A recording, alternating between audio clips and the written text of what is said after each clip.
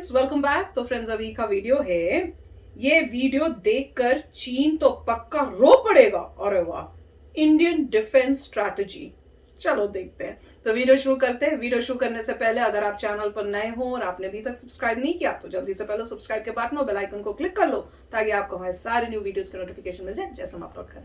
अगर आपको वीडियो पसंद आता है प्लीज लाइक एंड शेयर। चलिए शुरू करते हैं। भारत अपने चहीते पड़ोसियों को लगातार मुंहतोड़ जवाब दे रहा है। भारत चीन और पाकिस्तान को लेकर आक्रामक रुख अपनाए हुआ है। एक तरफ पाकिस्तान को भारत ने इस तरह से घेरा हुआ है कि अब कोई भी देश पाकिस्तान को पूछ नहीं रहा है, तो दूसरी ओर भारत चीनी सीमा पर अपनी मजबूती बढ़ाने के लिए रोज नए नए फैसले ले रहा है। भारत न सिर्फ फैसले ले रहा है बल्कि चीनी सीमा से सटे इलाकों में खतरनाक से खतरनाक हथियारों को भी तैनात कर रहा है, जिस कारण चीन की सांसें फूलने लगी है। अरुणाचल प्रदेश में सरकार ने विकास की धारा को तेज कर दिया है। आप सबको पता ही होगा कि अरुणाचल प्रदेश को चीन अपना बताता है।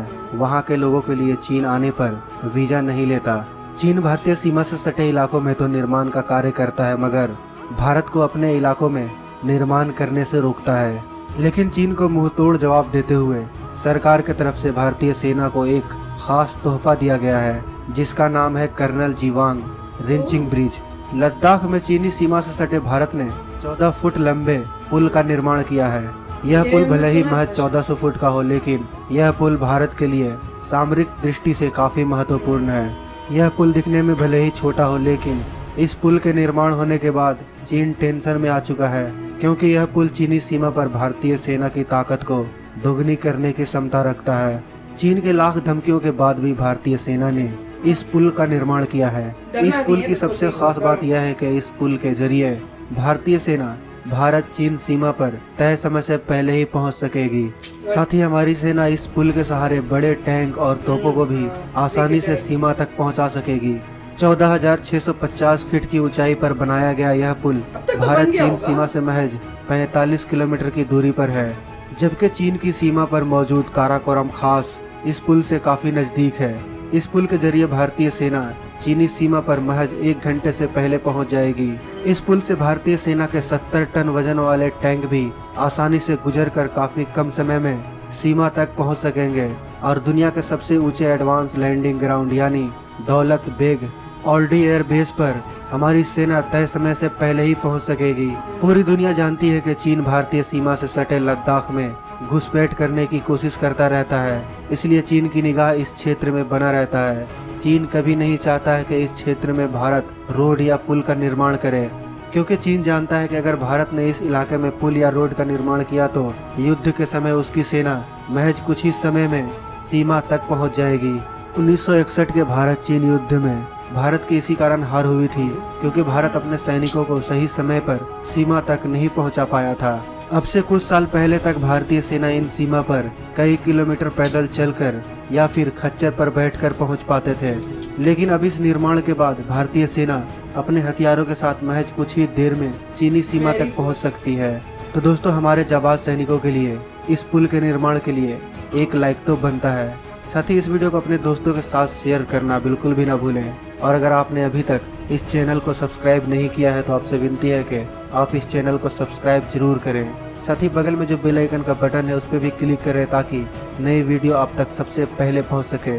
मिलते हैं नेक्स्ट वीडियो में, तब तक आप अपना ख्याल रखें। जय हिंद, जय भारत।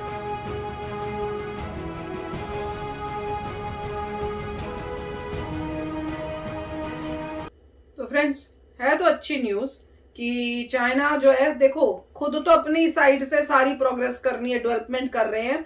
और अच्छा, मैंने एक न्यूज वो भी तो सुनी थी, पता नहीं वो हमने देखी वीडियो की नहीं कि मैंने वैसी सुनी थी।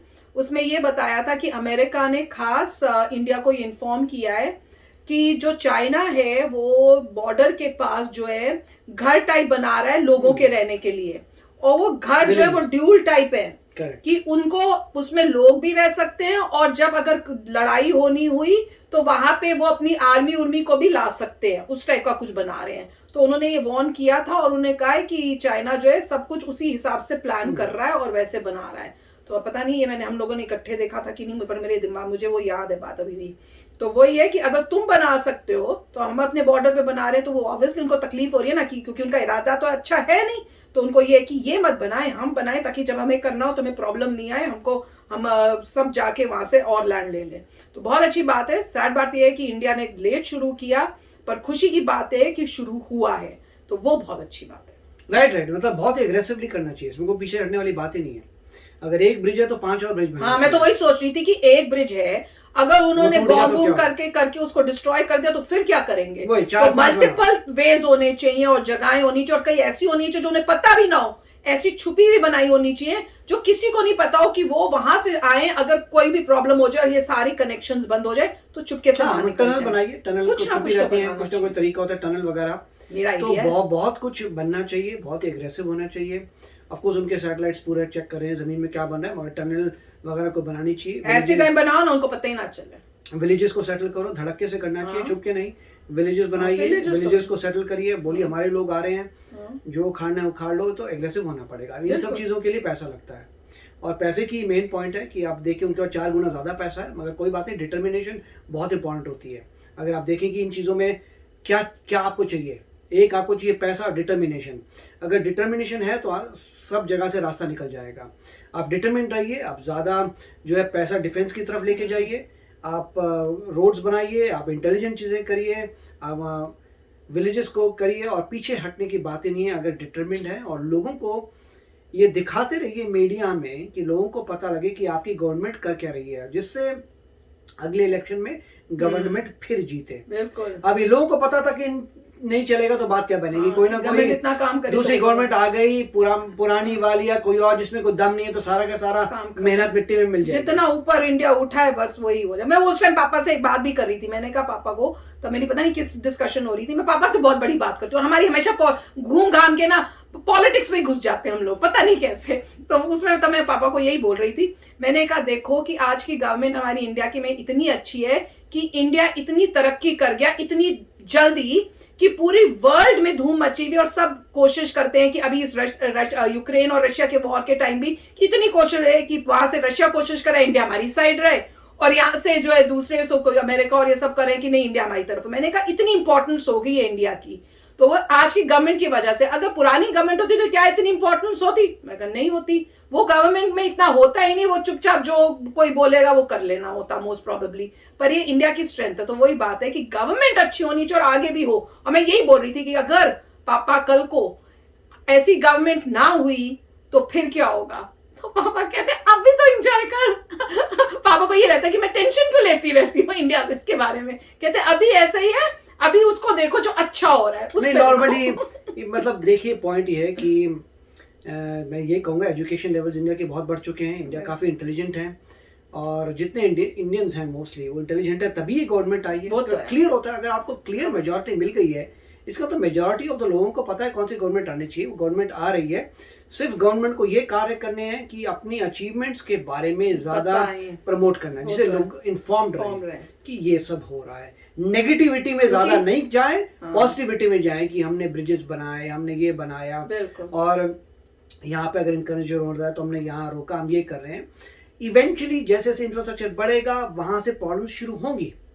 तो ये एक्सपेक्टेड है कि जब भी आप करेंगे वो पुश बैक करेंगे, वो भी कोशिश करेंगे, तो वो भी न्यूज़ आएगी। मगर अगर ऐसी न्यूज़ आती है कि अरुणाचल प्रदेश में उनकी आर्मी आ रही है, तो आपका मतलब है कि आप सही रास्ते पे जा रहे हैं। आप और इंक्रीज करिए और इकोनॉमी को अपने आगे लेके जाइए। तो काफी अच्छा वीडियो था। यस फ्रेंड्स, तो चलो चलते हैं, मिलेंगे नेक्स्ट वीडियो में बहुत ही जल्द। Till then take care and bye bye. तो अगर आप मेरे इस चैनल पे नए हो तो जल्दी से सब्सक्राइब के बटन को हिट करो और बेल आइकन को क्लिक करो, ताकि आपको मेरा जब नया वीडियो मैं लगाऊं आपको उसके बारे में जल्दी से पता चल जाए।